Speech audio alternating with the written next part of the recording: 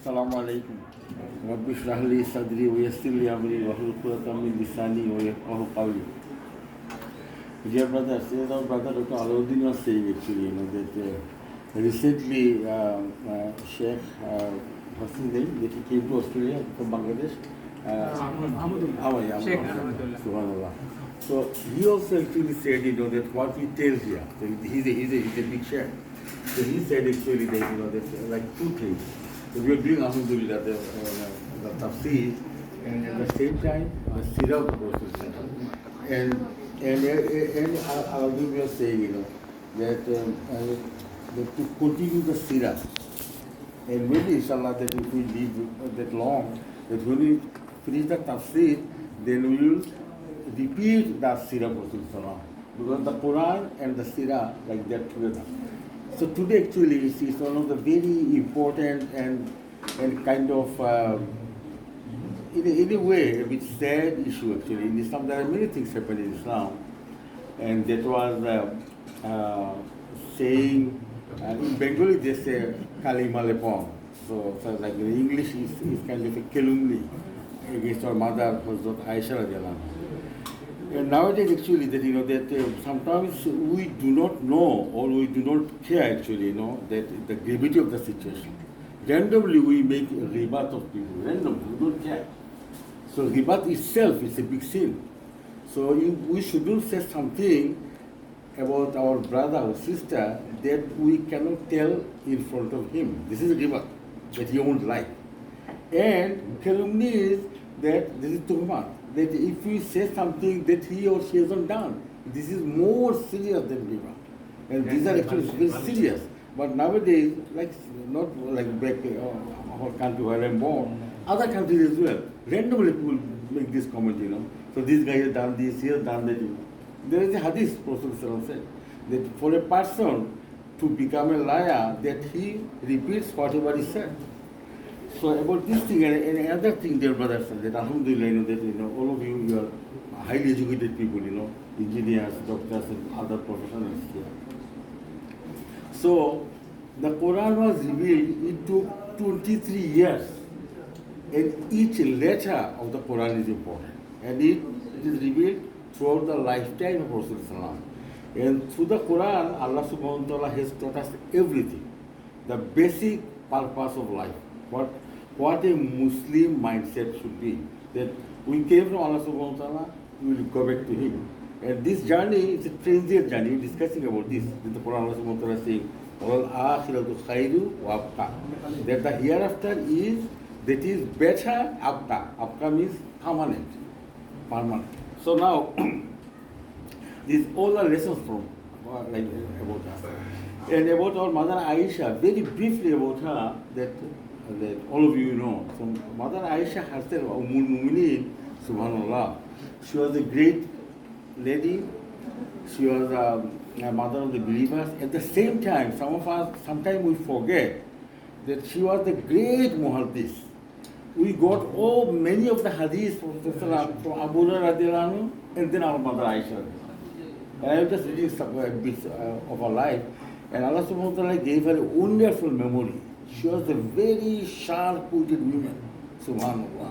And the Sahaba Kiram, they used to learn from her. So these all actually Allah subhanahu wa ta'ala's plan actually. Rasulullah will marry her and she will be with him. And our mother Ayesha, so you know that she is daughter of Hazrat Abu Bakr radiallahu anhu, company Rasulullah.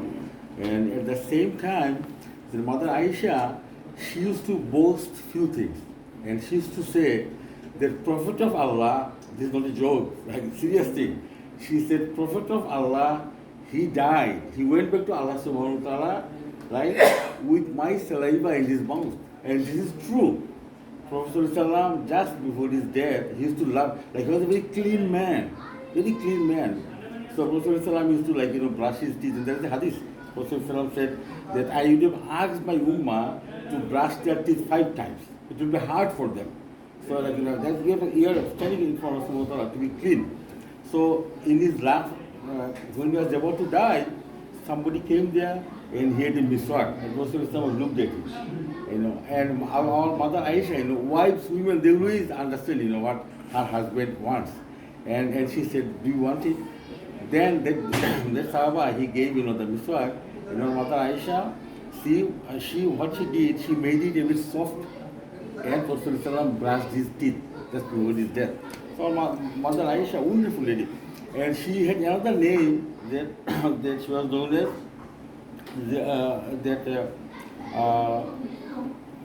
Sobra, another name, Mother Ayesha, I just forgot actually. Anyway, Humaira.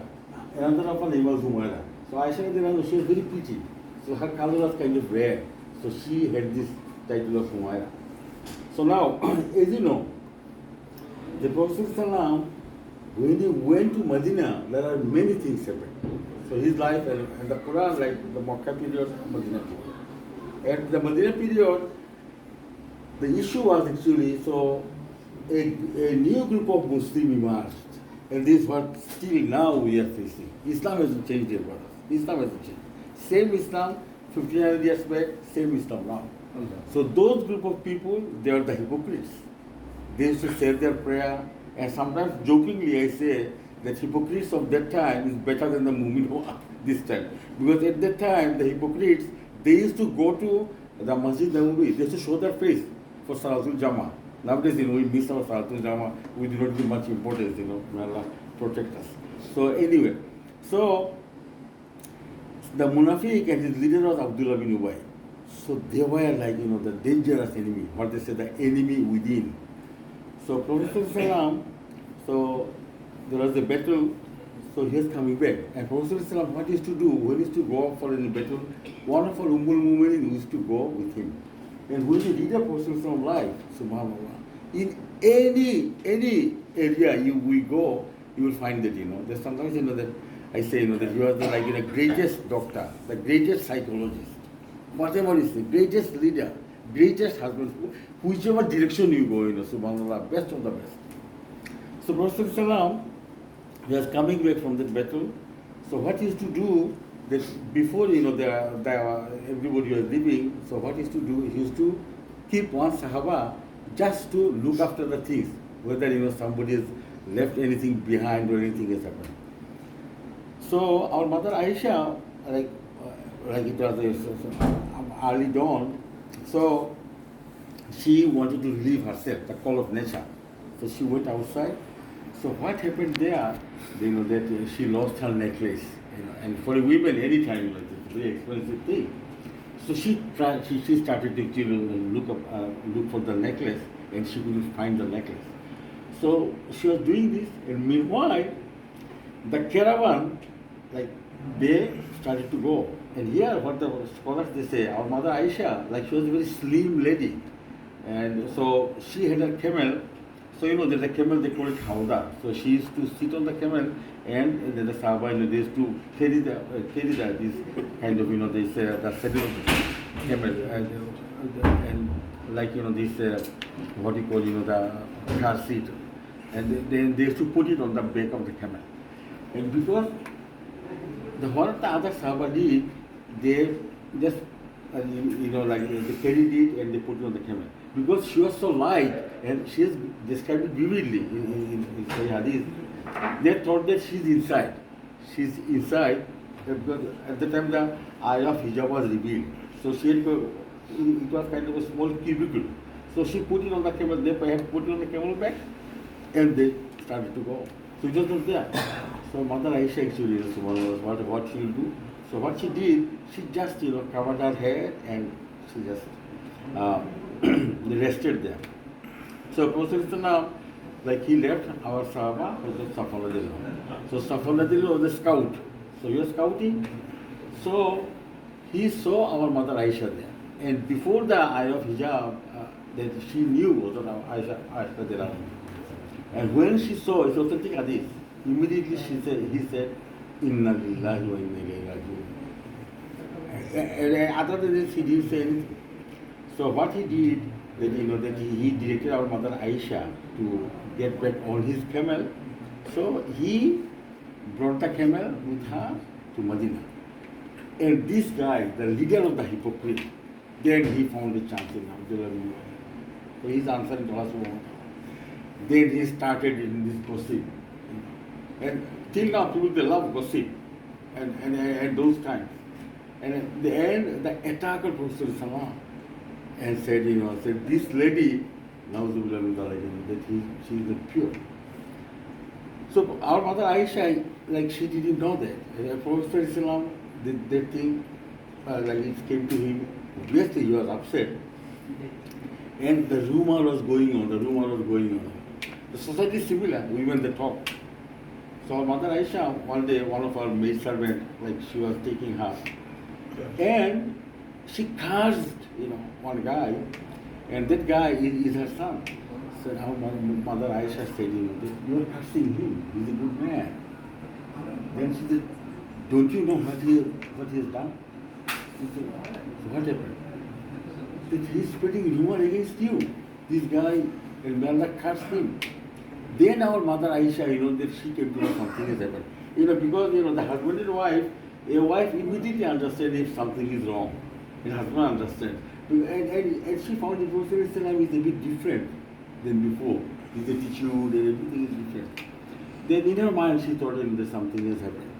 Then she found that actually these things are happening, they're talking about. So 3 people are involved.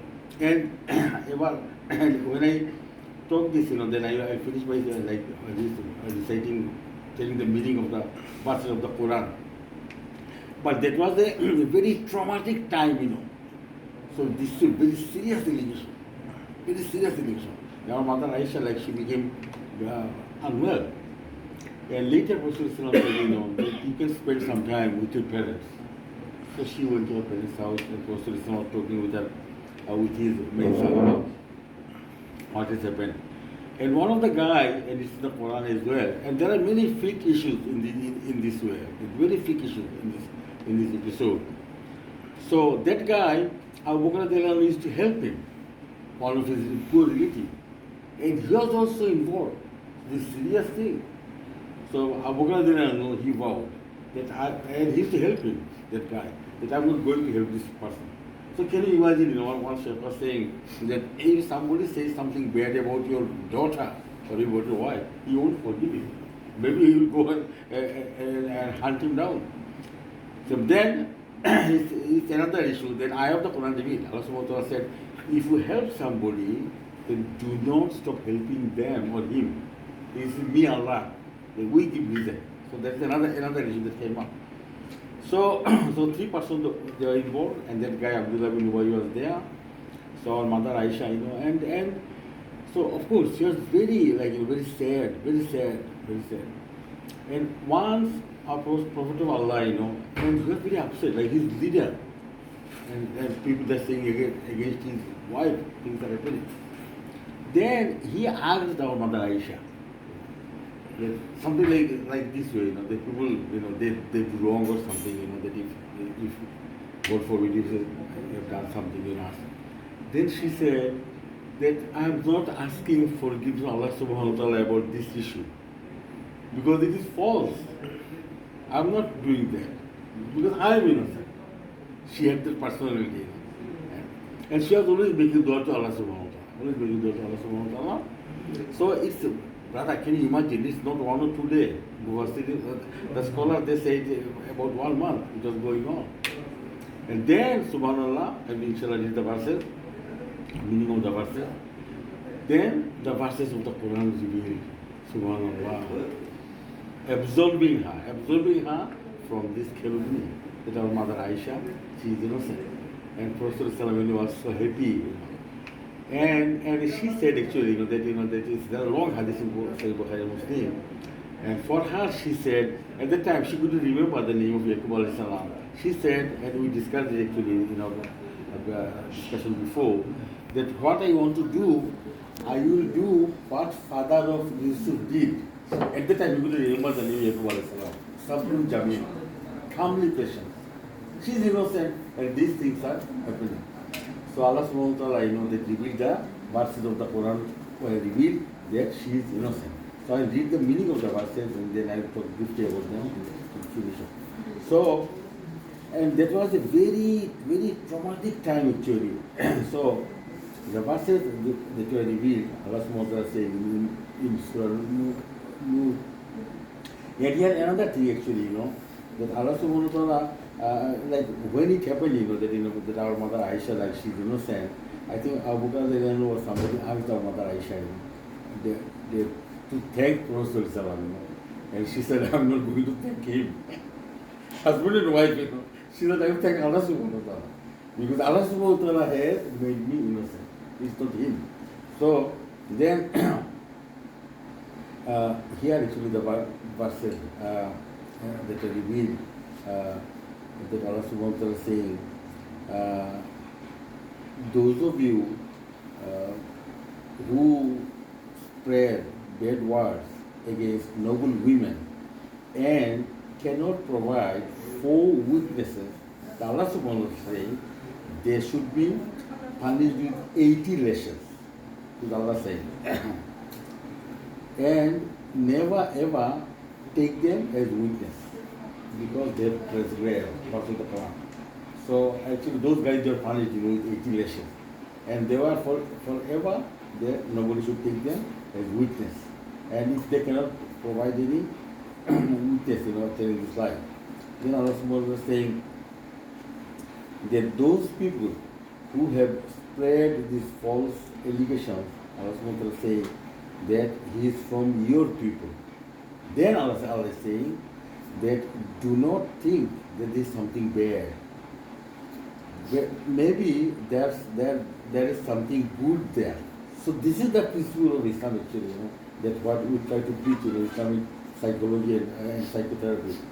That something bad happens in our life, maybe it's good. We do not know. Allah subhanahu wa ta'ala knows. Because many issues came up after this. Then Allah subhanahu wa ta'ala saying that the people who have done that, they will have punishment for this thing. And then those who are more advanced, like in the Zuma, they will have severe punishment. So those people, they were having this 80 ration. Then Allah subhanahu wa ta'ala saying that, oh people, for both men and women, they are also asking, look, like in a community, that the Quran is the last revealed word of Allah subhanahu wa ta'ala. No book will come, no prophet will come. So always, like it's a learning. We learn from the Quran. So now, in our society, if we hear that somebody has said something against a good person, we should be charged, we should say, brother, it might not happen. Where is the proof? But what do? Allah protect us, we jump, we jump to the conclusion, oh, that guy, he was giving big lecture, oh, he used to do this like this. Who did any proof? So here, Allah subhanahu wa ta'ala saying to the believer men and women, that when you heard this evil story, then why did you tell that it's a blatant lie? Allah subhanahu wa ta'ala asking the mu'min. And then Allah subhanahu wa ta'ala saying that if Allah subhanahu wa ta'ala's mercy was not with them, then Allah subhanahu wa ta'ala, then what would happen? Then the whole people, whole community would have been punished. Then Allah subhanahu wa ta'ala saying,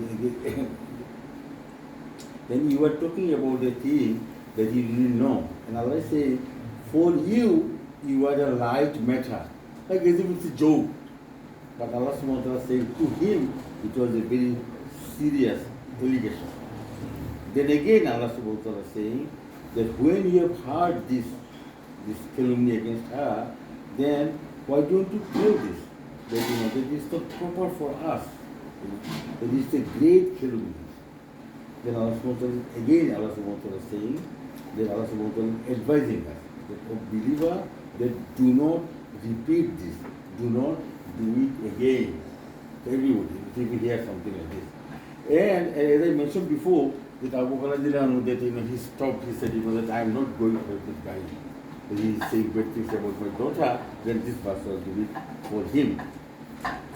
And among you, Allah is saying, were wealthy, then, and they should help the people, the poor people, and the people, the muhajirin. And they shouldn't make this vow that they won't help them. They should forgive them. And Allah subhanahu is saying, that Allah loves forgiveness. Allah Rahim. So, dear brothers, this calumny against our mother Ayesha, like it was a serious issue, very serious. So in Islam, that those ayah was revealed, that to spread lies, and this is seriously, that we can't produce 4 witnesses. And at the same time, I finished by saying, that our mother Ayesha, that subhanAllah, that her life, it's a beautiful life with Rasul Salam, and there are so many stories. And I feel saying this. Rasul Salam once said to our mother Ayesha, that, oh Ayesha, that I know that when you like me, and I also know that when you do not like me. And she was surprised. And she said, well, how do you know? How do you know? She said that when you are happy with me, then will we say, like, will we make God Allah subhanahu wa ta'ala, oh Allah, Lord of Muhammad. And when you are not happy with me, you said, oh Allah, Lord of Prophet Ibrahim. You don't mention my name. Subhanallah. Such a beautiful life they had.